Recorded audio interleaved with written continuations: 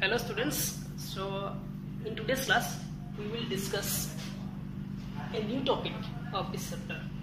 In the previous class, agor class asile yar agor class tot ami ki saisilo je ei chapter tot ami usnota aru amar jitu tap asil tap ki hoy usnota ki hoy tap aru usnotar majot parthokyo keneka ke ulabo pari tap actually ami ki koru ami paisilo je ami tap tu bahiror pora di diu aru tap diar karone bostu bilakor ki hoy উষ্ণতার বৃদ্ধি হয় আর যদি তাপ আমি শোষণ কৰো তেতিয়া তাৰ উষ্ণতাৰ হ্ৰাস পায় এইখিনি পাইছিলো আমি গতিকে তাপ আৰু উষ্ণতাৰ মাজত যেটো ৰিলেশন আছে যেটো সম্বন্ধ আছিল আমি এটো চাইছিলো আৰু তাপ আৰু উষ্ণতাৰ মাজত যেটো তোমাৰ ডিফাৰেন্স আছিল সেই ডিফাৰেন্সৰ পাৰ্থক্য যিখিনি আছিল সেইখিনিও চাইছিলো আৰু তাৰে পৰা আমি লাষ্ট ক্লাছত এটা বস্তু উলাইছিলো যে আমাৰ যি চাৰিটা স্কেল আছিল আমাৰ চাৰিটা স্কেল আছিল কি স্কেল আছিল এই চাৰিটা স্কেলৰ বিষয়ে আমি চাইছিলো এই চাৰিটা স্কেল কি আছিল আমাৰ এটা আসলে সেলসিয়াস স্কেল এটা আসলে আমরা সেলসিয়াস স্কেল সেলসিয়াস এটা আসলে আমার ফারেনহাইট স্কেল ফারেনহাইট এটা আসলে আমার এটা সেলসিয়াস স্কেল আছে এটা ফারেনহাইট স্কেল আছে এটা আসলে আমার কেলভিন স্কেল কেলভিন আর এটা আসলে আমার রিউমার স্কেল রিউমার এটা আসলে আমার রিউমার স্কেল এটা আমার রিউমার স্কেল আছে তো এই গোটেই কিটাৰ মাজত আমি এটা কি উলাইছিল সম্বন্ধ উলাইছিল এই চাৰিটা স্কেলৰ মাজত আমি এটা সম্বন্ধ উলাইছিল আমাৰ যেটো সেলসিয়াস স্কেল আছিল সেলসিয়াস স্কেলৰ কাৰণে আমি আমাৰ যেটো দুটা আমি এটা কি লৈছিল দুটা ৰেফাৰেন্স পইণ্ট এটা লৈছিল দুটা আমি এনেকুৱা বিন্দু ধৰি লৈছিল যেটা বিন্দুত তাৰ উষ্ণতা বিলাক কি কৰিব পৰা আমি মেজাৰ কৰিছিল সেলসিয়াস স্কেলৰ কাৰণে আমি যেটা বিন্দু ধৰি লৈছিল এটা লৈছিল 0 ডিগ্ৰী সেলসিয়াস অৰ্থাৎ যেটো পইণ্টক আমি কি বুলি কৈছিল পানীৰ হিমাংগ বুলি কৈছিল আৰু এটা লৈছিল আমি 100 ডিগ্ৰী সেলসিয়াস যেটো কৈছিল আমি পানীৰ উত্তলংগ বুলি কৈছিল আৰু এই একেখিনি পয়েন্ট এই একেখিনি বিন্দুবোৰ যদি আমি ফাৰেনহাইট স্কেলত চাব যাও তেতিয়া হলে আমি কি পাইছিলো 32 ডিগ্ৰী ফাৰেনহাইট পাইছিলো আৰু ইফালে পাইছিলো 212 ডিগ্ৰী ফারেনহাইট আকৌ যদি আমি কেলভিনত চাব যাও তেতিয়া পাইছিলো আমি 273.15 কেলভিন আৰু ইয়াতে পাইছিলো আমি 373.15 কেলভিন কেলভিন স্কেলৰ ক্ষেত্ৰত আকৌ যেতিয়া আমি এই একেখিনি বস্তু ৰিউমাৰ স্কেলৰ ক্ষেত্ৰত চাইছিলো তেতিয়া আমি পাইছিলো 0 ডিগ্ৰী ৰিউমাৰ আৰু আমি এটা পাইছিলো 80 ডিগ্ৰী ৰিউমাৰ এই চাৰিটা পাইছিলো আৰু এই চাৰিটা স্কেলৰ মাজত আমি এটাৰ পৰা এটা স্কেললৈ কেনেকুৱাকৈ ভ্যালু এটা কেনেকুৱাকৈ মান এটা ট্ৰান্সফাৰ কৰিব পাৰে সলনি কৰিব পাৰে আমি হেইটোও চাইছিলো যে এটা যদি সাপোজ সেলসিয়াসত থকা যিকোনো এটা ভ্যালু c এটো ফারেনহাইটত নিব লাগে বা তুমি কেলভিনত নিব লাগে বা তুমি ৰিউমাৰত নিব লাগে ইয়াৰ যেটো আমি সম্বন্ধ এটা চাইছিলো সম্বন্ধটো কেনেকৈ উলাব লাগে সেইখিনি আমি ইয়াৰ আগৰ যেটো ক্লাছ আছিল ইয়াৰ আগৰ ক্লাছত আমি সেইখিনি চাইছিলো আৰু সম্বন্ধটো আমি কি পাইছিলো সম্বন্ধটো পাইছিলো আমি এটো যে c/5 = f - 32 by 9 is equal to k minus 273 divided by 5 is equal to r by 4 is equal to r by 4 এটো পাইছিলো আমি এটো আমি সম্বন্ধ ইয়াতে পাইছিলো c/5 is equal to f minus 32 divided by 9 is equal to k minus 273 এটো 0.15 এটা আছিল 0.15 divided by 5 is equal to r by 4 এটো ৰিলেশন পাইছিলো আৰু মই এটো কথা কৈছিলো যে যেতিয়া আমি এটা স্কেলৰ পৰা যে সেলসিয়াস স্কেলত থকা যিকোনো এটা মান আমি যদি কেলভিনক লৈকে নিব লাগে বা ফারেনহাইটলৈকে নিব লাগে তেতিয়া হলে এই যেটো কেলভিনত 273.15 লোৱা হৈছে এটো আমাৰ সুবিধাৰ কাৰণে আমাৰ অংকবিলাক যেতিয়া নিউমাৰিকেলছ বিলাক কৰিম আমাৰ সুবিধাৰ কাৰণে আমি কি কৰো এটো এটা গোটা ভ্যালু হিচাপে ধৰি লও যায় এটো 273 ধৰি লোৱা যায় 0.15 টো আমি তাত এটো বাদ দি পিনে ল'ব পাৰো কিন্তু একচুয়াল যেটো ভ্যালুটো কিন্তু 273.15 হয় এটো এটা চাবা এটা মই এটা কথা কও যদি আমি সেলসিয়াস স্কেল আৰু কেলভিন স্কেলৰ মাজত যদি ৰিলেশনটো চাব যাও অকল সেলসিয়াস আৰু কেলভিনৰ মাজত সাপোজ তোমাক কেনেকুৱাকে দিয়া আছে ধৰি লোৱা তোমাক দিয়া আছে যে কি মই কৈছিলো যে যোৱা ক্লাছত যে আমি এই যেটো সম্বন্ধ পাইছিলো এই চাৰিটা স্কেলৰ মাজত এই সম্বন্ধটোৰ ওপৰত বেছ কৰি পিনে ইয়াৰ ওপৰত ভিত্তি কৰি পিনে আমি কিছুমান অংক কৰিম বুলি কৈছিলো সাপোজ ধৰি লোৱা তোমাক দিয়া আছে ফাৰ্স্ট কোৱেশ্চনস তোমাক দিয়া আছে যে 5 ডিগ্ৰী সেলসিয়াস এটা যিকোনো উষ্ণতা তোমাক দিয়া আছে যেটো সেলসিয়াসত দিয়া আছে 5 ডিগ্ৰী সেলসিয়াস এতিয়া তুমি এটো পৰিৱৰ্তন কৰিব লাগে মানক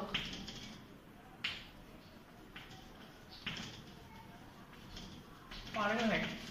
মানক তুমি কি কৰিব লাগে ফাৰেনহাইট স্কেলত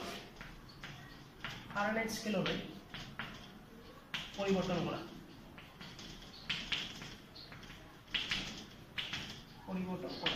এনেকুৱা দিয়া আছে এটা তোমাক যদি স্কেল দিয়া আছে এটা যেটো উষ্ণতা দিয়া আছে যেটো টেম্পারেচার দিয়া আছে আমাক হেতু কিমান দিয়া আছে 5 ডিগ্রি সেলসিয়াস অর্থাৎ এটো সেলসিয়াস স্কেলত দিয়া আছে অর্থাৎ এই সেলসিয়াস স্কেলত দিয়া যেটো ভ্যালু যেটো মান এটো আমি কি হলৈকে নিব লাগে কেলভিন স্কেললৈকে আমি নিব লাগে এটো ট্রান্সফার কৰিব লাগে এটো কেলভিনলৈকে নিব লাগে তো আমি কাৰ কাৰ মধ্যে ৰিলেশনটো চাব লাগিব সেলসিয়াস স্কেল আৰু কেলভিন স্কেলৰ মধ্যে সেলসিয়াস স্কেল আৰু কেলভিন স্কেলৰ যেটো ৰিলেশন এটো কি আছিল সেলসিয়াস আছিল এটো c/5 এটো আছিল c/5 which is equal to কি আছিল তোমাৰ এখিনি আছিল এটো তো ফাৰেনহাইটৰ ৰিলেশন হয় এটো ফাৰেনহাইট কিনে আমাক না লাগে আমাক কাৰ লগত ৰিলেশনটো লাগে কেলভিনলৈকে লাগে সরি আমি ফারেনহাইটলৈকে নিব লাগে তো ডটাকে মই নি দেখাই দিছো ফারেনহাইটটো নি ফারেনহাইট স্কেললৈ পৰিৱৰ্তন কৰা সাপোজ ফাৰেনহাইট আৰু এটা আছে সাপোজ ফাৰেনহাইট স্কেল লৈ আৰু কেলভিনলৈকে নিব লাগে সাপোজ তুমি কেলভিন ফাৰেনহাইট স্কেললৈ আৰু কেলভিন স্কেললৈ কেলভিন স্কেললৈ পৰিৱৰ্তন কৰা কেলভিন স্কেললৈ পৰিৱৰ্তন কৰা আমি ফাৰেনহাইট স্কেল আৰু কেলভিন স্কেল দুটাতে নিব লাগে তো প্ৰথমতে আমি নিম কি হলৈকে ফাৰেনহাইটলৈকে নিম এটা ফাৰেনহাইটলৈকে নিয়াৰ লগে লগে আমাৰ যেটো সেলসিয়াস স্কেলত কি আহে c/5 ইকুৱেল টু ফাৰেনহাইটত কি আহে তোমাৰ f-32 ডিভাইডেড বাই 9 এটো আহে f-32 ডিভাইডেড বাই 9 এটো ভ্যালু আহিছিল আমাৰ এখিনি আমি লব লাগে কাৰণ এখিনি ইয়াৰ সমান এখিনি আকৌ ইয়াৰ সমান এখিনি আকৌ ইয়াৰ সমান গতিকে আমাক যেটো স্কেলত দিয়া আছে আৰু যেটো স্কেললৈকে আমি যাব লাগে সেই দুটা ৰিলেশন ললি হ'ল আমাক দিয়া আছে সেলসিয়াস স্কেলত তো আমি সেলসিয়াস ৰিলেশনটো লৈছো c/5 আমি যাব লাগে কিয়লৈকে প্ৰথমতে আমি যাব লাগে ফাৰেনহাইট স্কেললৈকে যাব লাগে যদি ফাৰেনহাইট স্কেললৈকে যাব লাগে তেতিয়া হলে আমি ইয়াৰ লগত ফাৰেনহাইট স্কেলৰ যেটো ৰিলেশন সেইখিনি লম অকল f-32 ডিভাইডেড বাই 9 আমি অকল সেইখিনি পাৰ্ট লৈছো ঠিক আছে এটা চাবা ইয়াতে যেটো c আছিল एक्चुअली ইয়াতে যেটো c হয় ইয়াতে c টো কি আছিল আমি এই ৰিলেশনটো পাইছিলো কেনেকে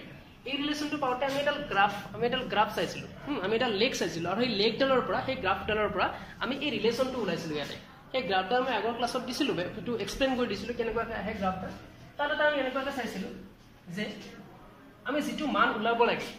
যেটো ৰিডিং আমি মান ওলাব লাগে এটা ওলাব লগা মান তাৰপিছত আমি মান বুলি দিছো যেটো মান আমি ওলাব লাগে মান মাইনাস এটা কি আছিল एक्चुअली c মাইনাস এটা ওপৰত 0 আছিল তুমি আগৰ ক্লাসটো চালে গম পাবা এটা c মাইনাস 0 আছিল মান বিয়োগ এটা আছিল তোমাৰ পানীৰ হিমাংক আছিল পানীৰ হিমাংক আৰু ইয়াতে আছিল পানীৰ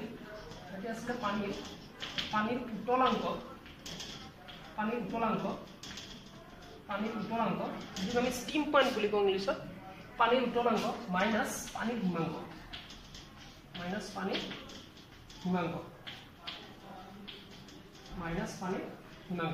এনেকুৱা আছিল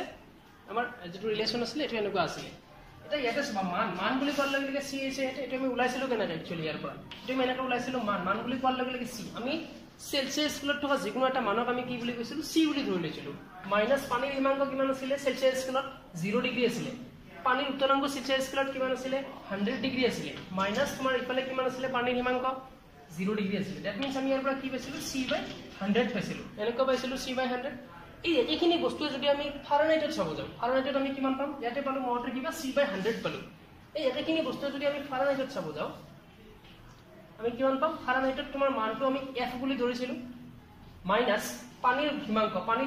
ফাৰেনহাইট স্কেলত কিমান হয় 32 হয় পানীৰ উত্তলাংক কিমান হয় 373.15 পানীৰ হিমাংক কিমান হয় 273 সৰি এটা তো কেলভিনৰ আছিল আৰু 273 তো কেলভিনৰ আছিল ফাৰেনহাইটত কিমান হয় ফাৰেনহাইটত পানীৰ যেটো উত্তলাংক এটো আছিল 212 ডিগ্ৰী ফাৰেনহাইট মাইনাস পানীৰ হিমাংক কিমান আছিল 32 আছিল তো আমাৰ আহিব কিমান f-32 ডিভাইডেড বাই এটো মাইনাস কৰিলে 180 ওলাব এটা মানে আমাৰ এনেকুৱা হৈ আছে ইয়াৰ আগৰ পৰা পাইছিলো আমি c/100 আৰু এইফালে পাইছিলো f-32 বাই 180 তো এটা তলত ইয়াতে 100 আছে ইয়াতে 180 আছে আমি যদি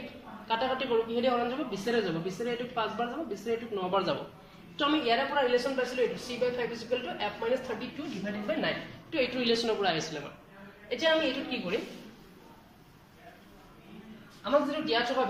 ভ্যালুটো কি দিয়া আছে সেলসিয়াসত দিয়া আছে 5 দিয়া আছে তো আমি c জায়গাতে ইয়াতে কি বহাম 5 বহাই দিম ঠিক আছে 5 টো সেলসিয়াসত দিয়া আছে তো c জায়গাতে দিয়া থকা ভ্যালুটো যেটো সেলসিয়াসত আছে ফর্মুলা মতে মান মিন্স দিয়া থকা ভ্যালু আমাক তো c জায়গাতে আছে এটো c জায়গাত 5 আছে 5 বহাই দিছো is equal to f minus 32 একটু আমাক দিয়া নাই এটো উলাব লাগে আমি ডিভাইডেড বাই আমাৰ কি হ'ব 9 এখিনি পালো আমি এটা ইয়াৰ পৰা আমি কি পাম 5/5 1 হৈ যাব এটো is equal to f minus 32 divided by 9 ইমান কিন থাকিব f minus 32 by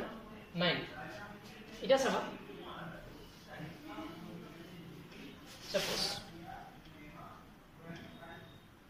ইয়াৰ পৰা আমি কি পাম f minus 32 is equal to 9 into 1 ইয়াতে আমি 9 পাম 9 into 1 is equal to 9 পাম তাৰ মানে তোমাৰ যেতিয়া ফাৰেনহাইটত তুমি এটো ট্ৰান্সফাৰ কৰিবা 9 ইটো হৈ গলে কি হ'ব প্লাস হ'ব 32 তোমাৰ ইকুয়াল টু 41 ডিগ্ৰী ফাৰেনহাইট তাৰ মানে তোমাৰ এটো ফাৰেনহাইটত নিলে কিমান হ'ব 41 ডিগ্ৰী ফাৰেনহাইট ওকে গতিকে এনেকুৱাকৈ আমি যদি সেলসিয়াছত থাকে ফাৰেনহাইটলৈকে আমি নিব পাৰো এতিয়া আমি একেখিনি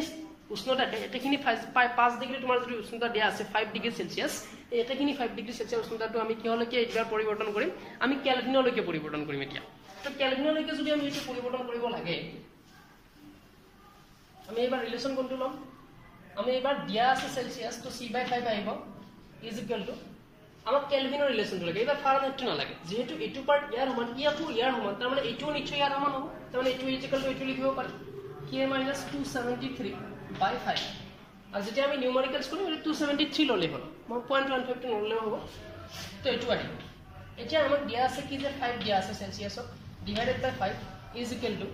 k - 273/5 তো 5 এটা তুমি এনেকৈ ভাবিব পাৰা ইয়াতে তলত 5 আছে ইয়াতে তলত 5 আছে 5 কেনসেল এতে থাকিল 5 is equal to k - 273 এনেকুৱাকৈ থাকিল এটা এটোৰ পৰা যদি আমি লিখো আমাৰ এই k টো যদি এটা সাইডত ৰাখো 273 টো ইফালে আহি যাব আমাৰ এই যেটো 273 আছে 273 টো এটো সাইডত আহি যাব 273 টো যেতিয়া এটো সাইডত আহি যাব আমাৰ কি হ'ব 273 + 5 273 + 5 সো মই এটো লাইন ওপৰত দিছো লিখি দিছো আমাৰ যেতিয়া k টো উলাম আমি k is equal to 273 টো মাইনাস আছে ইফালে যেতিয়া গুছি যাব প্লাস হ'ব 273 + 5 এনেকুৱা হ'ব তো কিমান আহিব 278 আহিব তো 278 কেলভিন তো ইমানখিনি আমি কেলভিন পালো যেতিয়া 5 ডিগ্ৰী সেলসিয়াসটো আমি কেলভিনলৈকে পৰিৱৰ্তন কৰিলো এটা চাবা তাৰ মানে আমি এই যেটো সেলসিয়াসটো কেলভিনলৈকে পৰিৱৰ্তন কৰিলো ইয়াৰ পৰা আমি এটা ৰিলেশন ল'ব পাৰো সবৰে পৰা পাৰো কিন্তু এটোৰ পৰা আমাৰ এটা স্পেসিফিক ৰিলেশন ল'ব পাৰো এটো ঠিক আছে এটো বুজি পাইছা কেনেকৈ আমি ডিগ্ৰী সেলসিয়াসত থাকিলে ফাৰেনহাইটত নিব লাগে কেনেকৈ আমি ডিগ্ৰী সেলসিয়াসত থাকিলে কেলভিনলৈ নিব লাগে ঠিক তেনেকৈ তোমাক যদি ফাৰেনহাইটত দিয়ে সেলসিয়াসলৈকে নিব দিয়ে তেতিয়া f ৰ জায়গাত ভ্যালুটো বহাই দিলে হ'ল c টো উলালে হ'ল যদি কেলভিনত দিয়া আছে সেলসিয়াসত নিব লাগে k ৰ জায়গাত বহাই দিলে হ'ল c টো উলালে হ'ল ঠিক আছে খালি যোনটো মাজত ৰিলেশনটো লাগে সেই দুটা পাৰ্ট লিখি ললে হ'ল সেলসিয়াস কেলভিনৰ মাজত লাগে এটো ৰিলেশন সেলসিয়াস ফাৰেনহাইটৰ মাজত লাগে এটো আৰু এটো ৰিলেশন ফাৰেনহাইট ৰিমৰৰ মাজত লাগে এটো ৰিলেশন যিখিনি লাগে আমাক এটো উলালে হ'ল এটো ললে হ'ল তুমি এটা চাবা ইয়াৰ পৰা আমি কি ৰিলেশন লব পাৰো সাপোজ আমি এটো যেটি কৰিলো যেটো প্ৰসেস আমি সেলসিয়াস টু কেলভিনলৈকে নিলো যেটো প্ৰসেস এটা 273 + 5 হৈ গৈছে তুমি ডাইৰেক্ট গম পাও কেনেকৈ চাবা আমি যদি সেলসিয়াসত c/5 ইকুৱেল টু কেলভিনত কিমান হয় k - 273 ললো মই 0.15 টো লোৱা নাই 273 ডিভাইডেড বাই 5 এনেকুৱা হৈ আছে তো 5 তলফালে তলফালে আছে কেনসেল হৈ যাব c = k - 273 তো এর পৰা যদি আমি উলাও k = কিমান উলাব 273 + c এনেকৈ উলাব 273 + c তাৰ মানে সেলসিয়াসত তোমাক যদি এটা উষ্ণতা দিয়া থাকে সেলসিয়াসৰ উষ্ণতাটো দিয়াৰ লগে লগে আমি যদি হেতু কেলভিনলৈকে নিব লাগে কাৰণ কেলভিনটো উষ্ণতাৰ কি আছিল SI ইউনিট আছিল গতিকে যদি সেলসিয়াসত দিয়া আছে আমি যদি তাক SI ইউনিটলৈকে ট্ৰান্সফাৰ কৰিব লাগে নিব লাগে তুমি ডাইৰেক্ট কি কৰিব পাৰা যেটো সেলসিয়াসত তোমাক উষ্ণতা দিয়া আছে তাৰ লগত ডাইৰেক্ট 273 এড কৰি দিলে হয় এটো কোন আমি এইটো ৰিলেশনৰ পৰা k = 273 + c আৰু সেলসিয়াসত থকা উষ্ণতাটোৰ লগত আমি ডাইৰেক্ট 273 যোগ কৰি দিলে হ'ল ইয়াতে ঠিক তেনেকৈ এটো আছিল আমাৰ অলপ আগতে 5 ডিগ্ৰী সেলসিয়াস আছিল তো সেলসিয়াসটোৰ লগত 5 + 273 কৰতে কি আছিল আমাৰ 278 আমি ৰিলেশনটো ইউজ কৰিছিলো কিন্তু ডাইৰেক্ট আমি এইটো ৰিলেশন ইউজ কৰিব পাৰো যদি তোমাক এটো সেলসিয়াসত দিয়া থাকে কেলভিনলৈকে নিব লাগে এক্সামত আমি ডাইৰেক্ট এইটো ৰিলেশন ইউজ কৰিম এইটো আৰু এইটো ৰিলেশন বহাইলো মই যেটো প্ৰসেস কৰি দিলে তেনেকৈ কৰিবা তো এইটো মাজত ৰিলেশনটো গম পালা কেনেকুৱাকৈ সেলসিয়াসত থাকিলে যদি এইটো SI লৈকে ট্ৰান্সফাৰ কৰিব লাগে অৰ্থাৎ কেলভিনলৈকে নিব লাগে উষ্ণতা SI একক আছিল কেলভিন তেতিয়া হলে আমি ডাইৰেক্ট সেলসিয়াসত থকা উষ্ণতাটোৰ লগত 273 এটা এড কৰি দিম এড কৰি দিয়াৰ লগে লগে এটো কিহত গুছি যাব আমাৰ কেলভিনলৈকে গুছি যাব তো ইয়ালৈকে ঠিক আছে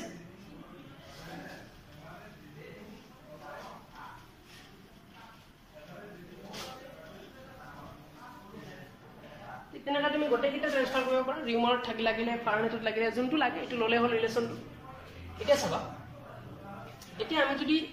থাৰ্মোমিটাৰ মই কৈছিলোঁ যে থাৰ্মোমিটাৰৰ ভিতৰত কি লোৱা হয় কিছুমান জলীয় এনেকুৱা পদাৰ্থ লোৱা হয় এতিয়া জলীয় পদাৰ্থবিলাকৰ সেই জলীয় যিবিলাক পদাৰ্থ লোৱা হয় জলীয় পদাৰ্থবিলাকৰ নিৰ্দিষ্ট উষ্ণতাবিলাক অৰ্থাৎ বেলেগ বেলেগ উষ্ণতাৰ কাৰণে সেইবিলাকৰ প্ৰসাৰণো বেলেগ বেলেগ হয় কিন্তু এনেকুৱা কিছুমান থাৰ্মোমিটাৰ আছে যিবিলাকৰ ভিতৰত কি কৰা হয় গেছ ব্যৱহাৰ কৰা হয় কিন্তু গেছবিলাকৰ কি কৰা হয় গেছবিলাকে কিন্তু যিটো প্ৰসাৰণ তাহাৰ ঘটা যিটো যিমানখিনি প্ৰসাৰণ ঘটিব গেছখিনি এক নিৰ্দিষ্ট ঘনত্বৰ গেছৰ বাবে বা এক নিৰ্দিষ্ট উষ্ণতাত কি সমানখিনি প্ৰসাৰণ ঘটিব অৰ্থাৎ গেছ লৈ কিনে এইটো বেলেগ বেলেগ হৈ যাব নোৱাৰে গতিকে আমি ইয়াতে কি কৰিম গেছ এটাৰ যিটো তোমাৰ চাপ গেছ এটাৰ চাপ বুজাবৰ কাৰণে আমি ব্যৱহাৰ কৰিম এটা চিম্বল পি মিন্স প্ৰেছাৰ ইংলিছত প্ৰেছাৰ বুলি কয় চাপ গতিকে পি ইউজ কৰিম গেছ এটাৰ যদি আয়তন বুজাব লাগে আমি যদি গেছ এটাৰ আয়তন বুজাব লাগে আয়তন বুজাব লাগিলে আমি কি ইউজ কৰিম ভি আয়তনৰ ইংলিছত কি বুলি কোৱা হয় ভলিউম সেইকাৰণে এইটো ভিৰে বুজোৱা হয় আৰু যদি আমি উষ্ণতা জুখিব লাগে গেছ এটাৰ উষ্ণতা জুখিব লাগিলে আমি এইটো কি বুলি ক'ম টেম্পাৰেচাৰ মিন্স টেম্পাৰেচাৰৰ কাৰণে টি চিম্বল ইউজ কৰা হয় ইয়াতে তো টি ইউজ কৰা হয় এই তিনিটা আমি গেছ এটাৰ ক্ষেত্ৰত আমি বুজাবৰ কাৰণে যিকোনো গেছ এটাৰ তিনিটা আমি যিকোনো তাহাঁতৰ স্থিতি বুজাবৰ কাৰণে চাপ বুজাবৰ কাৰণে আমি টি ইউজ কৰিম আয়তন বুজাবৰ কাৰণে ভি ইউজ কৰিম উষ্ণতা বুজাবৰ কাৰণে আমি কেপিটেল টি ইউজ কৰিম এতিয়া চাবা ইয়াতে এই তিনিটা চিম্বল ইউজ কৰি কিনে আমি আদৰ্শ গেছ যিটো সমীকৰণ এইটো ওলাম আদৰ্শ গেছ সমীকৰণ কেনেকৈ ওলাই আদৰ্শ গেছ সমীকৰণ কি হয় আদৰ্শ গেছ সমীকৰণ কি হয় আদৰ্শ গেছ কি এতিয়া আমি ইয়াৰ পৰা এটা আদৰ্শ গেছৰ সমীকৰণ ওলাম আৰু সেই সমীকৰণটো যিবিলাক গেছে মানি চলিব সেইবিলাক গেছক আমি কি বুলি ক'ম আদৰ্শ গেছ বুলি ক'ম সমীকৰণটো কি এই সমীকৰণটো ওলাবৰ আগতে আমি প্ৰথমতে জানিব লাগিব এটা সূত্ৰ যাক কোৱা হয়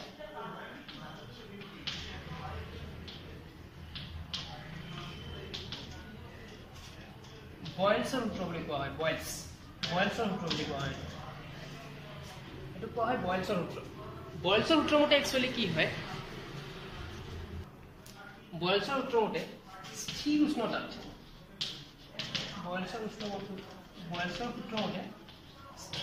যদি আমি উষ্ণতাটো স্থিৰ ৰাখো গেছ এটাৰ যিটো আয়তন গেছ এটাৰ আয়তনক মই কি চিহ্ন দি বুজাইছিলোঁ ভিৰে বুজাইছিলোঁ গেছ এটাৰ আয়তন তাৰ চাপৰ ব্যস্তানুপাতিক তাৰ চাপৰ কি হয় ব্যস্তানুপাতিক হয় গেছ এটাৰ যিটো চাপক কিহেৰে বুজাইছিলোঁ পিৰে তাৰ চাপৰ ব্যস্তানুপাতিক এইটো যিটো সূত্ৰ এইটো কোৱা হয় বয়েলছৰ সূত্ৰ কাৰণ বয়েলছ নামৰ বিজ্ঞানীজনে দিছিল এইটো বয়েলছৰ সূত্ৰ বুলি কোৱা হয় এইটো তোমালোকে এটা চেপ্টাৰ আছে আৰু তোমালোকৰ কাইনেটিক থিয়ৰী অফ গেছ বুলি গেছৰ গতিতত্ত্ব বুলি তাতো পাবা V S proportional two 1/p এইটো দিছিলে বয়েলছ নামৰ চাবজেক্টজনে কিন্তু উষ্ণতাটো ইয়াতে কি থাকিব লাগিব টি2 কিন্তু তোমাৰ কি থাকিব লাগিব ফিক্স থাকিব লাগিব আৰু টি2 যদি ফিক্স স্থিৰ মিন্স কি এইটো ফিক্স থাকিব লাগিব যদি ফিক্স থাকে তেতিয়াহ'লে গেছ এটাৰ যিটো তোমাৰ আয়তন সেইটো কি হ'ব চাপৰ ব্যস্তানুপাতিক হ'ব অৰ্থাৎ চাপ যদি তুমি উষ্ণতাটো স্থিৰ ৰাখি যদি চাপ যদি বঢ়াই দিয়া দিয়াৰ লগে লগে তাৰ আয়তনটো কি হ'ব কমি যাব আৰু যদি তাৰ চাপ যদি কমাই দিয়া আয়তন বাঢ়ি যাব তাৰমানে কি সাপোজ তুমি এটা পাত্ৰ লৈছা এই পাত্ৰটোৰ ভিতৰত তুমি সাপোজ ইয়ালৈকে গেছ ৰাখিছা ইয়াৰ ওপৰৰ যিটো পৰ্চন ওপৰৰ পৰ্চনটো সাপোজ ইয়াতে যিখন এনেকুৱা ঢাকনি টাইপ আছে এইখন সাপোজ তুমি কম্প্ৰেছেবল এইখন মানে এনেকুৱাকৈ উঠা নমা কৰিব পাৰি এই ঢাকনিখন এতিয়া তুমি কি কৰিছা ওপৰৰ পৰা তুমি ইয়াত হেঁচি দিছা মানে তুমি আল্টিমেটলি কি এপ্লাই কৰিছা তাক চাপ এপ্লাই কৰিছা তুমি তাত কি এপ্লাই কৰিছা কি তুমি তাত দিছা চাপ দিছা যদি চাপ দি দিয়া সাপোজ তুমি ওপৰৰ পৰা যদি হেঁচি দিয়া আল্টিমেটলি কি দিলা প্ৰেছাৰ দিলা চাপ দিয়াৰ লগে লগে তোমাৰ কি হ'ব এই ঢাকনিখন কি হ'ব নামি আহিব এইখন কাৰণ কি হয় এখন উঠা নামা কৰিব পাৰে এই ঢাকনিখন এই যদি তললৈকে এনেকুৱাকৈ নামি অহাৰ লগে লগে কি কৰিব গেছখিনি ইমানলৈকে থাকিব নেকি নাথাকে ইমানলৈকে নাথাকি কি কৰিব গেছখিনি ইয়ালৈকে এনেকুৱাকৈ নমাই আনিব সাপোজ ঢাকনিখন তুমি চাপ দি কিনে ইয়ালৈকে লৈ আহিছা এতিয়া চোৱা আগতে গেছ ইমানলৈকে আছিল এতিয়া গেছ ইমানখিনিলৈকে আছে গেছৰ যিখিনি এমাউণ্ট আছিল যিখিনি পৰিমাণৰ গেছ আছিল তাত গেছখিনি কি কমি গৈছে নেকি নাই যোৱা মাত্ৰ কি হৈছে গেছখিনি যেতিয়া ইয়ালৈকে আছিল ইয়ালৈকে যেতিয়া গেছখিনি আছিল তোমাৰ ইয়ালৈকে গেছখিনি থাকোঁতে এই গেছৰ ভিতৰত থকা যিবিলাক অণু পৰমাণু আছে যিবিলাক মলিকুলছ আছে সেই মলিকুলছবিলাকৰ মাজত যিটো গড় দূৰত্ব আছিল সেই গড় দূৰত্ববিলাক কি আছিল বেছি দূৰত্ব আছিল কিন্তু যেতিয়া তুমি ওপৰৰ পৰা এনেকৈ চাপ দিলা এই মলিকুলছবিলাকৰ মাজত যিটো ছেপাৰেশ্যন যিটো তোমাৰ এই অণুবিলাকৰ মাজত যিটো দূৰত্ব সেই দূৰত্বটো তোমাৰ কি হৈছে লাহে লাহে চেপি দিয়াৰ লগে লগে কমি গৈছে অৰ্থাৎ গেছৰ যিটো গেছখিনি প্ৰথমতে ইয়ালৈকে সম্প্ৰসাৰিত হৈ আছিল এতিয়া ইয়ালৈকে আহি গৈছে মানে কি এটা গেছৰ এমাউণ্টটো কমি যোৱা নাই যিমানখিনি পৰিমাণৰ তুমি গেছ প্ৰথমতে আছিল এতিয়াও ইমানখিনি পৰিমাণৰে আছে মাত্ৰ কি হৈছে তাৰ স্পেচটো কমি গৈছে তুমি ওপৰৰ পৰা এসি দিছা চাপ দিছা স্পেচটো কমি গৈছে দ্যাট মিন্স তাহাতৰ মাজত কি হৈছে মলিকুলছ বিলাকৰ মাজত এই যিবিলাক গেছৰ অণু আছিল অণুবিলাকৰ মাজত যিটো দূৰত্ব সেই দূৰত্বটো কমি গৈছে তো আলটিমেট তুমি কি কৰিলা চাপটো বঢ়াই দিলা টি বঢ়াই দিয়াৰ লগে লগে প্ৰথমতে চোৱা ইয়ালৈকে আছিল আয়তন প্ৰথমতে আয়তনটো ইয়ালৈকে আছিল অৰ্থাৎ আয়তন মানে কি আয়তন বুলি ক'লে কি বুজিব এটা পাত্ৰত যিমানখিনি হি স্পেচ যিমানখিনি ঠাই হি আগুৰি থাকিব সেই গোটেইখিনিকে আয়তন বুলি কওঁ আমি প্ৰথমতে গেছটো ইয়ালৈকে আগুৰি আছিল তো ভিটো এইটো আছে এতিয়া হি ইমানখিনিত নাই এতিয়া তুমি ইভালৈকে চেকি দিছা চেকি দিয়াৰ লগে লগে তোমাৰ ভিটো এতিয়া নতুন যিটো ভি ডেছ বুলি ক'লো মই সাপোজ এই যিটো নতুন তুমি আয়তন পালা এটোক মই ভি ডেছ বুলি ক'লো এতিয়া তোমাৰ গেছখিনি কি হৈছে ইমানখিনি হি স্পেচ ইমানখিনি ঠাই হি আগুৰি নাই এতিয়া হি ইমানখিনি ঠাইত আছে অৰ্থাৎ তোমাৰ ভলিউমটো কি হৈছে আয়তনটো কি হৈছে কমি গৈছে আৰু এটো আছিল তোমাৰ বয়লাৰ উত্তৰ অৰ্থাৎ চাপ যদি বঢ়াই দিম ভলিউম কমি যাব চাপ যদি কমাই দিম ভলিউম বাঢ়ি যাব ঠিক আছে তো নাম্বাৰ যেটো 2 নাম্বাৰ 2 টো আছিল তোমাৰ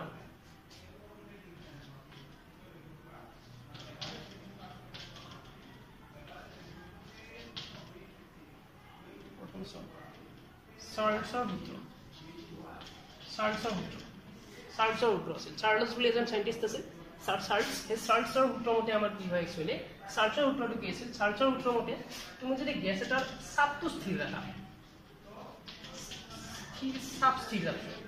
চাপটো স্থিৰ যেতিয়া ৰাখিম আমি চাপ স্থিৰ থকা অৱস্থাত গেছ এটাৰ যিটো আয়তন তাৰ উষ্ণতাৰ সমানুপাতিক হয় চাপটো স্থিৰ থকা অৱস্থাত গেছ এটাৰ আয়তনটো তাৰ উষ্ণতাৰ সমানুপাতিক অৰ্থাৎ যদি এইবাৰ আমি চাপটো অৰ্থাৎ এই যিটো আমি ওপৰৰ পৰা চাপ দিছিলোঁ বা যদি কমাই দিওঁ আমি যদি চাপ কমাই দিলে গেছটো আৰু ওপৰলৈকে উঠি গ'লে হয়তো তো হেতুৰ লগত অৰ্থাৎ ব্যস্তানুপাতিক হলে কমি গলে বাঢ়ি যায় এটো বাঢ়ি গলে এটো কি হ'ব কমি যাব এটা বাঢ়ি গলে এটা কমি যাব এটো কিন্তু কি হৈছে সমানুপাতিক অৰ্থাৎ চাপটো যদি আমি স্থিৰ ৰাখো স্থিৰ ৰাখি যদি চাপটো অৰ্থাৎ পিটো যদি স্থিৰ ৰাখো আমি চাপ মানে পিটো স্থিৰ ৰাখি তাৰ যদি উষ্ণতা বঢ়াই দিওঁ উষ্ণতা বঢ়াই দিয়াৰ লগে লগে তাৰ আয়তনটো কি হ'ব বাঢ়ি যাব আৰু চাপটো আমি যদি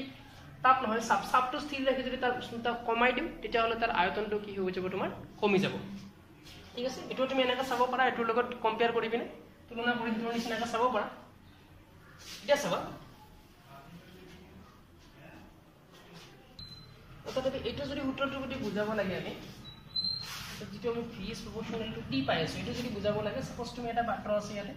এই পাত্ৰটো তুমি গ্যাস ৰাখিছা ইয়ালৈকে সাপোজ গ্যাস ৰাখিছা এটা ইয়াটা নিৰ্দিষ্ট ভলিউম আছে ইয়াটা নিৰ্দিষ্ট আয়তন আছে গ্যাসখিনি এতিয়া তুমি বাহিৰৰ পৰা কি কৰিছা ইয়াত হিট দি পিনে অৰ্থাৎ তাপ দি পিনে তাৰ উষ্ণতাটো বঢ়াই দিছা হিট দিলে কি হয় হিট আমি বাহিৰৰ পৰা দি দিওঁ হিট দি পিনে তাৰ উষ্ণতাটো বঢ়াই দিছা এতিয়া যদি ইয়াৰ উষ্ণতাটো বাঢ়ি যায় উষ্ণতাটো বাঢ়ি যোৱাৰ লগে লগে তোমাৰ কি হ'ব এই উষ্ণতাটো যেতিয়া দিয়া নাছিল তুমি তাত এই গ্যাসবিলাকৰ মাজত যিবিলাক অণু পৰমাণু আছিল এইবিলাকৰ মাজত যিটো গড় দূৰত্ব আছিল গড় দূৰত্ববিলাক এটা নিৰ্দিষ্ট পৰিমাণৰ আছিল যেতিয়া তুমি উষ্ণতা বঢ়াই দিলা এইবিলাকৰ কি হ'ব গতিবেগটো বৃদ্ধি হৈ যাব গতিবেগটো বৃদ্ধি হোৱাৰ লগে লগে ইহঁতৰ মাজত যিটো তোমাৰ যিটো গড় দূৰত্বটো মানে কি হৈ যাব বাঢ়ি যাব গড় দূৰত্বটো বাঢ়ি যোৱাৰ লগে লগে তুমি চোৱা এতিয়া এই যিমানখিনি দূৰত্ব আছে প্ৰত্যেক দ্বিগুণত দুটা অণু পৰমাণুৰ মাজত যদি এই ডিসটেন্সটো বাঢ়ি যাব লাগে কি ইমানখিনি জায়গাতে থাকিবনে নাথাকে তাক কি হ'ব বেছি স্পেস লাগা হ'ব তাত বেছি যদি এই ডিসটেন্সটো বাঢ়ি যাব লাগে এই অণুবিলাকৰ মাজত যদি দূৰত্বটো বাঢ়ি যাব লাগে তাক স্পেসটো কি লাগিব বেছি লাগিব তো স্পেসটো বেছি লাগাৰ লগে লগে ধৰি লোৱা ইয়ালৈকে আহি গ'ল এতিয়া ইয়াৰ পৰা ইয়ালৈকে আহি গ'ল ইখিনিলৈকে আহি গ'ল অৰ্থাৎ ইখিনিলৈকে অহাৰ লগে লগে গেছৰটো পৰিমাণ বঢ়া নাই গেছ ইমানখিনি আছে তো অণুবিলাকৰ মাজত এই যিটো দূৰত্বটো তোমাৰ কি হৈ গৈছে বাঢ়ি গৈছে অণুবিলাকৰ মাজত যিটো গড় দূৰত্ব সেই গড় দূৰত্বটো বাঢ়ি যাব অৰ্থাৎ তোমাৰ কি হৈছে টেম্পাৰেচাৰ যদি বঢ়াই দিয়া অৰ্থাৎ উষ্ণতা যদি বঢ়াই দিয়া তাহাঁতৰ মাজত যিটো ভলিউমটো কি হৈ যাব বাঢ়ি যাব যদি উষ্ণতা কমাই দিয়াৰ লগে লগে সেই অণুবিলাকৰ মাজত গড় দূৰত্বটো কমি যাব তো তোমাৰ আয়তনটো নিজে কি হৈ যাব তাৰ কমি যাব বাট চাপটো কি থাকিব লাগিব ইয়াতে স্থিৰ থাকিব লাগিব এইটো হৈছে তোমাৰ চাৰ্লছৰ সূত্ৰ বুলি কোৱা হয় এটা যদি আমি এই দুটা সূত্ৰ লগ কৰি দিওঁ ফাৰ্স্ট সূত্ৰটো পাই আছো আমি v is proportional to 1/p আৰু আমি দ্বিতীয় সূত্ৰটো পাই আছিলো v is proportional to p এটো সূত্ৰ পাই আছিলো এটা so ইয়াটো v proportional to 1/p ইয়াতে v is proportional to 1/t এটা দুটাৰ পৰা আমি এটো সাপোজ আমি ইকুয়েশন নম্বৰ 1 কৰি কলো এটো আমি ইকুয়েশন নম্বৰ সমীকৰণ নম্বৰ 2 বুলি কলো এটা আমি 1 আৰু 2 পৰা আমি কি পাম যে v is proportional to দুফালে v আছে তো v is proportional to t/p আমি এটা লিখিব পাৰো v is proportional to t/p কাৰণ ইয়াতে t আছে তলত এখন 1 into p এটা t আছে t into 1t এখানে থাকিব তেতিয়া হলে কাৰণ এটো কি হৈছে এটা t তলত এখন মানে কি আছে এটা 1 আছে তলৰটোৰে তলৰটো পূৰণ কৰা এটো ওপৰটোৰে ওপৰটো পূৰণ কৰা কি আহিব তলত 1 থাকিলে লিখা নাযায় এটো এটা v is proportional to এখিনি পালা তো v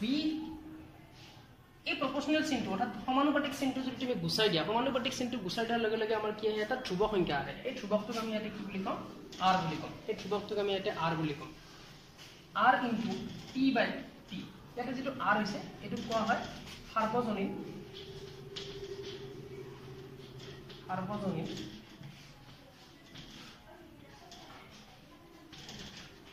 গ্যাস ধ্ৰুবক এটা যদি r আছে r তো কোৱা হয় সাৰ্বজনীন গ্যাস ধ্ৰুবক আৰু r এটা কি দেখিব যেহেতু এটা ধ্ৰুবক ইয়াৰ এটা নিৰ্দিষ্ট পৰিমাণৰ কি থাকিব ভ্যালু থাকিব নিৰ্দিষ্ট মান এটা থাকিব এইটো হৈছে তোমাৰ 8.314 জুল পাৰ কেলভিন পাৰ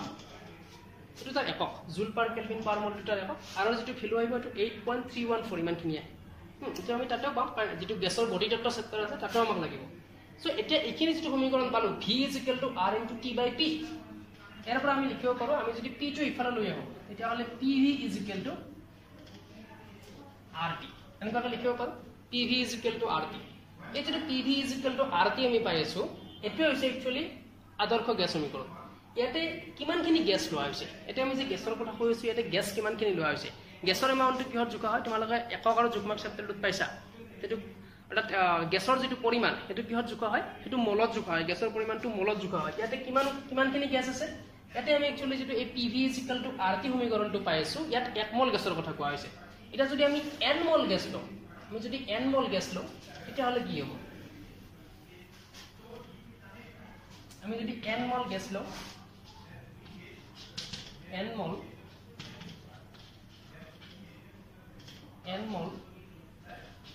গ্যাসৰ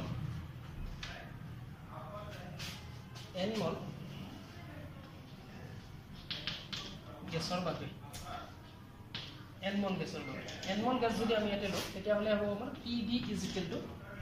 n mol বুলি ল'ব পাৰা এটো তোমালোকৰ NCERT বুকত mu সিম্বলেৰে দিয়া আছে mu তো mu mol বুলি দিয়া আছে তো mu ল'ব পাৰা n বুলি বুজালেও হয় mu বুলি বুজালেও হয় তো mu pv = যেহেতু 1 mol গ্যাস আছে ইয়াতে mu ভ্যালুটো কিমান হৈ আছিল ইয়াতে একচুয়ালি mu আছে বাট mu টো ইয়াতে কি হৈছে 1 mol কিন্তু যদি mu mol থাকে mu mol থাকাৰ লগে লগে mu *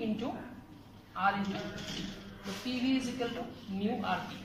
আৰু যদি nad বুজোৱা nrt লিখিব পাৰা ইয়াতে তো pv = mu rt এটা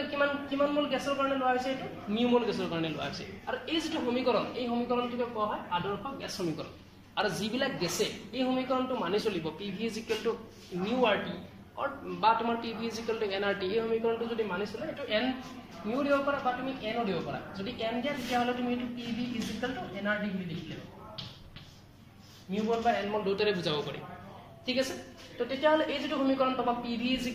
nrt বা pv = mu rt এই সমীকৰণটোক আমি কি বুলি কম আদৰ্শ গ্যাস সমীকৰণ ঠিক আছে ইয়ালৈকে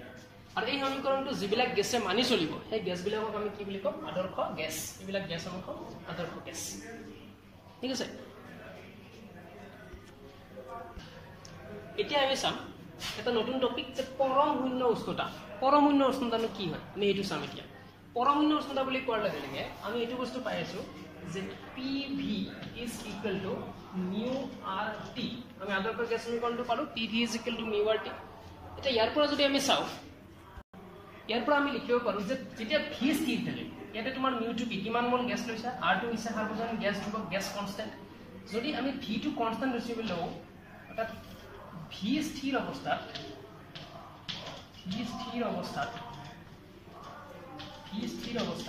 আমি লিখিব পাৰো ইয়াৰ পৰা p is proportional to t তো লিখিব পাৰো কাৰণ p টো এইফালে আছে t টো এইফালে আছে মাজত তোমাক কি আছে ধ্ৰুবক আছে তো p is proportional to t অৰ্থাৎ p সমানুপাতিক t লিখিব পাৰি উল্টাটা তুমি যদি সমানুপাতিক চিনডাল গুছাই যায় ইয়াতে r2 আহি যাব ঠিক আছে কিন্তু v টো ইয়াতে আমি কি ৰাখিছো স্থিৰ বুলি ৰাখিছো ৰাখিলে আমি এটো লিখিব পাৰো যে p is proportional to t অৰ্থাৎ p ৰ সমানুপাতিক ৰাখি এতিয়া যদি আমি যিকোনো এটা গ্যাস লৈ কিনে আমি যদি এটা গ্ৰাফ ড্ৰ কৰো আমি গ্ৰাফ ড্ৰ কৰো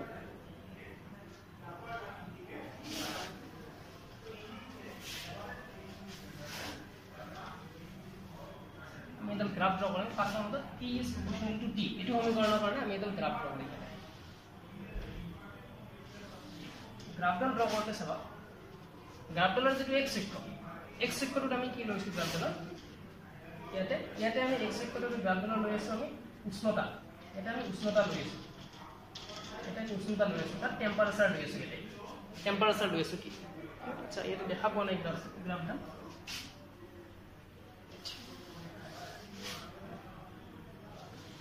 এনেকুৱা আছে ইয়াতে তুমি উষ্ণতা লৈ আছা ডিগ্ৰী সেলসিয়াছত লৈ আছা তুমি উষ্ণতা আৰু এইফালে তুমি কি লৈ আছা চাপ লৈ আছা চাপ প্ৰেছাৰটো লৈ আছা এটা যিকোনো এটা গ্যাস লৈ কিনে আমি যদি চাও তুমি প্ৰথমতে কি কৰিছা এটা নিৰ্দিষ্ট উষ্ণতাৰ কাৰণে নিৰ্দিষ্ট উষ্ণতাত থকা গ্যাস এটাৰ কাৰণে তাৰ চাপটো তুমি জুকিছা জুকি পিনে সাপোজ তুমি ইয়াতে পালা নেক্সট তুমি এইবাৰ উষ্ণতাটো কমাই পিনে জুকিছা আৰু এটা পছ ইয়াতে পালা এইবাৰ উষ্ণতাটো আৰু কমাই জুকিলা তুমি ইয়াতে পালা আৰু কমালা তুমি উষ্ণতাটো এটা ইয়াতে পালা এনেকৈ তুমি যেতিয়া কমাই আহি থাকিবা ইয়াতে পালা নেক্সট পইণ্টটো ইয়াতে পালা নেক্সট সাপোজ ইয়াতে পালা এনেকৈ যেতিয়া কমাই আহি থাকিবা তুমি দেখা পাবা তুমি এটা নিৰ্দিষ্ট উষ্ণতাৰ কাৰণে এটো পাইছিলা ইফালে সাপোজ ভ্যালু বিলাক আছে তোমাৰ যেটা এটো যদি 0 ডিগ্ৰী সেলসিয়াস হয় এইফালে তোমাৰ সাপোজ ইফিনিট আছে 100 ডিগ্ৰী সেলসিয়াস ইফিনিট আছে সাপোজ তোমাৰ 200 ডিগ্ৰী সেলসিয়াস এইফালে আছে সাপোজ তোমাৰ -200 ডিগ্ৰী সেলসিয়াস আৰু এনেকৈ আহি এনেকুৱা এটা পইণ্টছ তুমি পাই যাও আমি যেটো কোৱা হয় -273.15 ডিগ্ৰী সেলসিয়াস সো এনেকুৱাকে গ্ৰাফডালত পইণ্টছ বিলাক আছে এইফালে পজিটিভ এক্স এক্সিস এইফালে নেগেটিভ এক্স এক্সিস এইফালে আমি উষ্ণতা বিলাক লৈ আছো এটা চাবা তুমি জুকিছা যে এটা নিৰ্দিষ্ট উষ্ণতাৰ কাৰণে চাপ জুকিছা তাৰপিছত তুমি উষ্ণতাটো কি কৰিছা কমাইছা প্ৰথমতে এইখিনি আছিল উষ্ণতা এইবাৰ উষ্ণতাটো কমাই কিনে এইটো এটা পইণ্টছ পালা এইটো এটা বিন্দু পালা এইবাৰ উষ্ণতাটো আৰু কমাইছা কমাই কিনে তুমি সাপোজ এইটো এটা বিন্দু পাইছা এইবাৰ সাপোজ তুমি উষ্ণতাটো আৰু কমাইছা এইটো এটা বিন্দু পাইছা আৰু কমাইছা এইটো এটা বিন্দু পাইছা এনেকুৱাকৈ কমাই আহি আছে কিন্তু যিবিলাক আমাৰ আদৰ্শ গেছৰ কাৰণে তুমি এটো আপটো লব পাৰা আপটো যেতিয়ালৈকে তুমি 0 নোপোৱা আহি তুমি যেতিয়ালৈকে চাপটো 0 নোপোৱা তেতিয়ালৈকে লব পাৰা কিন্তু যিবিলাক আমাৰ বাস্তৱ গেছ বিলাক কিন্তু তুমি একদম 0 প্ৰেছাৰলৈকে তুমি জুখিব নোৱাৰা বাস্তৱ গেছ বিলাক তুমি একদম 0 প্ৰেছাৰলৈকে জুখিব নোৱাৰা বাট ইয়াৰ পৰা তুমি ক'ব পাৰা যে তুমি এটো আদৰ্শ গেছ সমীকৰণৰ পৰা লৈ আছো ইয়াৰ পৰা তুমি এটো ক'ব পাৰা যে তোমাৰ যেটা লাইন আহি আছে অলমোস্ট এটা কি লাইন আহি আছে তোমাৰ এনেকুৱাকে একজেক্টলি ষ্ট্ৰেইট লাইন আহি আছে এনেকুৱাকে এটা ষ্ট্ৰেইট লাইন এটা সৰল ৰেখা এটা লাগি আছে তোমাৰ ইয়াতে কিন্তু হেনেকা যদি আমি আদৰ্শ গ্যাস হিচাপে যদি গ্যাসটো ধৰি লৈ কিনে আমি যদি বঢ়াই থাকো তাত উষ্ণতাটো কমাই থাকো কমাওতে তোমাৰ এনেকুৱা এটা উষ্ণতা আহি যাব যেতিয়া গ্যাসটোৰ চাপটো তোমাৰ কি হৈ যাব একদম 0 হৈ যাব তোমাৰ এতিয়া চোৱা ইয়াতে তোমাৰ চাপৰ অক্ষ আছিল এটা চাপৰ অক্ষটো তোমাৰ চাপটো কি হৈ গৈছে 0 হৈ গৈছে আৰু কোনটো উষ্ণতাত তোমাৰ চাপটো 0 হ'ল এটো যদি তুমি চাব যোৱা তুমি দেখা পাবা তোমাৰ -273.15 ডিগ্ৰী সেলসিয়াস যেতিয়া পাবা ইমানখিনি পোৱাৰ লগে লগে তোমাৰ গ্যাসটোৰ কমপ্লিট চাপখিনি তোমাৰ কি হৈ গৈছে 0 হৈ গৈছে অৰ্থাৎ এনেকুৱা এটা উষ্ণতা য'ত গেছবিলাকৰ চাপটো 0 হৈ যায় একচুয়ালি চাপ বুলি কোৱাৰ লগে লগে তুমি চাবা যিকোনো এটা গেছৰ তোমাৰ যদি ইয়াতে এনেকুৱা এটা গেছৰ এটা বক্স আছে সাপোজ এনেকুৱা এটা বক্সৰ ভিতৰত তুমি গেছ ৰাখি থৈছা এটা এই বক্সৰ ভিতৰত তুমি এটা গেছ ৰাখি থবা এনেকুৱা এটা বক্সৰ ভিতৰত তুমি কন্টেইনাৰ এটা আছে এটা তুমি গেছ ৰাখি থৈছা এটা ইয়াৰ গ্যাস ৰাখিছা মানে ইয়াতে গ্যাসৰ যিবিলাক অণু পৰমাণু আছে সেইবিলাকে কি কৰিব এটা চাপ দিব চাপটো কাৰ ওপৰত দিব এই বেৰ বিলাকৰ ওপৰত দিব চাপ কিয় দিয়ে একচুয়ালি গ্যাস মলিকিউল বিলাকে কৰে বেৰত খুন্দা মাৰে এইবিলাক গ্যাস মলিকিউল বিলাক ৰখি নাথাকে তুমি মনত ৰাখিবা গ্যাস মলিকিউল বিলাক যেতিয়া এটা কন্টেইনাৰৰ ভিতৰত বা যিকোনো এটা পাত্ৰৰ ভিতৰত গ্যাস ৰখা হয় সেই গ্যাস মলিকিউল বিলাক তাত যিবিলাক গ্যাসৰ অণু পৰমাণু আছে সেইবিলাক এনেকুৱাকৈ স্থিৰ হৈ ৰখি নাথাকে এইবিলাকে কি কৰিব গতি কৰি থাকে এনেকুৱাকৈ গতি কৰি থাকে যেতিয়া তুমি বাহিৰৰ পৰা তাপ দিবা তাপ দিয়াৰ লগে লগে গ্যাসটোৰ উষ্ণতা বৃদ্ধি হ'ব সেইবিলাকৰ গতিবেগটো বৃদ্ধি হ'ব কিন্তু তাপ নিদিওতেও সেইবিলাক স্থিৰ অৱস্থাত নাথাকে এইবিলাক গতি কৰি থাকিব তো গতি কৰি থাকোতে কি কৰিব ইয়াৰ বেৰত এনেকুৱাকৈ কিছুমান খুন্দা মাৰিব ইফালে যেনি তেনি তোমাৰ এনেকৈ খুন্দা মাৰি থাকিব এইবিলাক ৰেণ্ডমলি যেনি তেনি ঘূৰি থাকে আৰু কি কৰিব খুন্দা মাৰি থাকিব যাৰ ফলত সিহঁতে কি কৰে এটা চাপ এটা দিয়ে গেছটোৱে তোমাৰ এই পাত্ৰৰ বেৰবোৰত এটা চাপ দিব এটা তুমি চোৱা তুমি আহি একদম চাপটো তুমি নোহোৱা কৰি দিলা ইয়াতে চাপটো তুমি কি পাই গৈছা 0 পাই গৈছা কিন্তু বাস্তৱ গেছৰ কাৰণে তুমি এইটো 0 নোপোৱা বাস্তৱ গেছৰ তুমি 0 লৈকে জুখিব নোৱাৰা বাট আদৰ্শ গেছৰ কাৰণে আমি লৈছো এইটো পাৰিম বুলি ধৰি লৈছো তো কাৰণ এইখিনি আমি ষ্ট্ৰেইট লাইন তো এইখিনি আমাৰ কি হ'ব লাগিব এনেকুৱা ষ্ট্ৰেইট লাইনে আহিব লাগিব এইখিনি পৰা চাই আমি ক'ব পাৰো তো তেতিয়া হলে তুমি যেহেতু প্ৰেছাৰটো 0 কৰি দিছা প্ৰেছাৰটো 0 মিন্স প্ৰেছাৰ হৈছে কিয় এইবিলাক যেহেতু গতি কৰি আছে গতি কৰি যেটো খুন্দা মাৰে তাৰ কাৰণে আমি চাপটো পাই আছো যদি চাপটো 0 হৈ গৈছে এইবিলাক গতি কৰিব নেকি ভিতৰত থকা যিবিলাক গ্যাসৰ অণু পৰমাণু আছে এইবিলাক গতি কৰিব নেকি নকৰে তাৰমানে সেই অণু পৰমাণুবিলাক কি হৈ যাব তোমাৰ একদম এনেকুৱাকৈ লগ সো আমি কি পালো যে যেতিয়া আমি সাবটো কমাই মানে আহি থাকো তেতিয়া আমি -273.15 ডিগ্ৰী সেলসিয়াস পাম তাৰ টেম্পাৰেচাৰ উষ্ণতাটো কমাই -273.15 ডিগ্ৰী সেলসিয়াস পাম তাৰ সাবটো আমি কি পাই যাম শূন্য পাই যাম এই সাবটো কিন্তু এটো রিয়েল গ্যাসৰ ক্ষেত্ৰত অৰ্থাৎ বাস্তৱ গেছৰ ক্ষেত্ৰত নহয় কিন্তু আদৰ্শ গেছৰ এটো মানি চলিব তেতিয়া হলে এটো সময়ত কি হয় গ্যাস সাপোজ যেটো পাত্ৰত তুমি গ্যাস লৈছিলা গ্যাসৰ মলিকুলস বিলাক গ্যাসৰ অণুবিলাক তো মই কৈছিলো যে এইবিলাক জেনেটিনি মুভ কৰি থাকে এইবিলাক গতি কৰি থাকে ৰখি না থাকে কাৰণ যেতিয়া আমি তাপ দিও বিলাকৰ যেটো কাইনেটিক এনাৰ্জি যেটো গতি হয় এটো বৃদ্ধি হৈ কিনে বিলাক বেছি ফাস্ট হ'ব বেছি তোমাৰ খৰকে গতি কৰিব আৰম্ভ কৰে কিন্তু যদি নৰমালি এইবিলাকে কি কৰে নৰমালি তাপ নিদিলেও গ্যাসৰ অণুবিলাকৰ মাজত যেটো এইবিলাক ৰখি না থাকে এইবিলাক স্থিৰ হৈ না থাকে এইবিলাক গতি কৰি থাকে কিন্তু যেতিয়া তোমাৰ সাবটো কমপ্লিটলি জিৰো হৈ যাব সাব মিন্স কি আমি মকলো এই মাত্ৰ বেৰত যিখিনি খুন্দা মাৰে এইখিনিকে আমি সাব বুলি কম যদি সাবটো জিৰো হৈ যায় এইবিলাকে খুন্দা মাৰিব নেকি গতি কৰিব পাৰিব নেকি নোৱাৰে এইবিলাক কি কৰি যাব তেতিয়া স্থিৰ অৱস্থাত এটা স্থিৰ অৱস্থাত ৰৈ যাব অণুবিলাক গোটেই মলিকুলস বিলাক গ্যাসৰ অণুবিলাক কি হৈ যাব স্থিৰ অৱস্থাত ৰৈ থাকিব ঠিক আছে উষ্ণতা -273.15 ডিগ্ৰী সেলসিয়াস এই উষ্ণতাটোকে আমি কি উষ্ণতা বুলি কম পৰম শূন্য উষ্ণতা এই উষ্ণতাটোকে আমি কম পৰম শূন্য উষ্ণতা এবসলিউট জিৰো টেম্পাৰেচাৰ ওকে আৰু এইটোকে আমি কি বুলি কব পাৰো এই যেটো পালো আমি যে -273.15 কাৰণ আমি এটা ৰিলেশন পাইছিলো নহয় যে এটা বস্তু যদি সেলসিয়াসত থাকে অলপ আগতে মই ৰিলেশনটো দিছিলো যে k is equal to 273 এটা আমি 15.15 টু লোৱা নাছিলো যদি আমি 0.15 টু লওঁ প্লাস c এনেকুৱা হ'ব তাতে আমি লৈছিলো 273 প্লাস c এটা আমি লৈছো 273.15 প্লাস c ঠিক আছে তো এইখিনি যদি হয় এটা আমি এটা c ৰ ভ্যালুটো বহাব লাগে তেতিয়া হলে এই c যেটো এই যে উষ্ণতা আছে এটো সেলসিয়াসৰ আছে এটো কি হলকে ট্ৰান্সফাৰ হৈ যাব কেলভিনলৈকে ট্ৰান্সফাৰ হৈ যাব মই কৈছিলো যদি সেলসিয়াসত থকা কেলভিনলৈকে ট্ৰান্সফাৰ কৰিব লাগে আমি ডাইৰেক্ট এই ৰিলেশনটো ইউজ কৰিব পাৰো যদি এটা বহাই দিও এতিয়া 273.15 প্লাস এটো ভ্যালুটো কি আছে মাইনাস এটো ভ্যালু মাইনাস তো প্লাসে মাইনাসে কি হৈ যাব ইয়াতে মাইনাস 273.15 তাহলে তোমার কি আহিব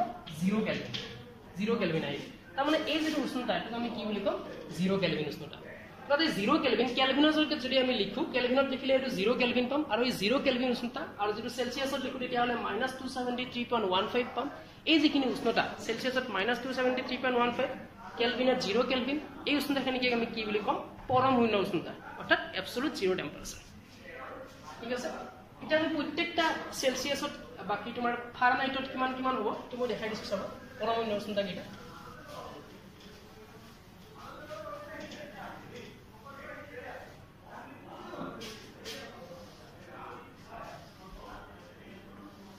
আমি যদি চাও এটো আছিল তোমাৰ কি আছিল পানী আমি যদি চাব যাও আমি যেটো পৰম শূন্য উষ্ণতা পাই আছো যাক কোৱা হয় এবসলিউট জিরো টেম্পারেচারটো যদি তুমি এতিয়া সেলসিয়াস স্কেলত চাব যাও এবসলিউট জিরো টেম্পারেচার যদি তুমি এতিয়া সেলসিয়াস স্কেলত চাব যোৱা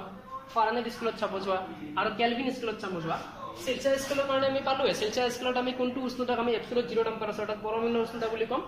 আৰু তাতে কি আছে তোমাৰ -273.15 ডিগ্ৰী সেলসিয়াস যিখিনি উষ্ণতা এই উষ্ণতাখিনিক আমি কি উষ্ণতা বুলি কম পৰম শূন্য উষ্ণতা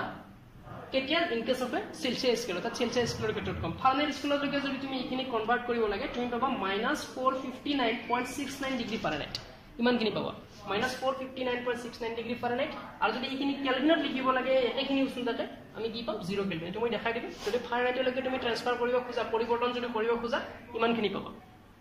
ঠিক আছে তো এইটো ক্লাছত আমি এইখিনি চালো আৰু আমি কিছুমান নিউমেৰিকেলছ কৰিম এটাৰ ওপৰত আৰু ইয়াৰ পিছত আছে আমাৰ প্ৰসাৰণ আছে আমি তাপ দিলে বস্তুবিলাকক কেনেকুৱাকৈ ইহঁতৰ প্ৰসাৰণ ঘটে সেই বিষয়ে আমি চাম এই বিষয়ে আমি ষ্টাডি কৰিম নেক্সট ক্লাছত আৰু কিছুমান নিউমেৰিকেলছো মই কিছুমান অংক আমি ইয়াৰে কৰিম ষ্টাডি কৰিম তো এইটো ক্লাছত এইখিনিয়ে থেংক ইউ সো মাচ